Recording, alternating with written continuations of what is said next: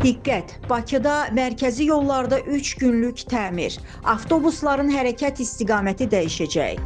Paytaxtın Səməd Vurğun və Rəşid Behbudov küçələri, eləcə də Heydər Əliyev prospektinin əsas və kənar yollarında 24-27 aprel tarixlərində təmir işləri ilə əlaqədar bəzi marşrutların hərəkəti alternativ küçələrlə təşkil ediləcək. Report Azərbaycan Yerüstü Nəqliyyat Agentliyinə istinadən xəbər verir ki, Səməd Vurğun küçəsindən keçən 61 nömrəli marşrut Azadlıq prospekti ilə, 88A nömrəli marşrutsa Rəşid Behbudov və Salatın Əsgərova küçələri ilə, Rəşid Behbudov küçəsindən keçən 4 nömrəli marşrut Puşkin küçəsi, Azadlıq prospekti və Füzuli küçəsi ilə, 5, 20, 61, 88 nömrəli marşrutlarsa Xaqani, Puşkin və Füzuli küçələri ilə, Heydər Əliyev prospektinin əsas yolundan keçən H1 nömrəli marşrut kənar yolla hərəkət eləyəcək.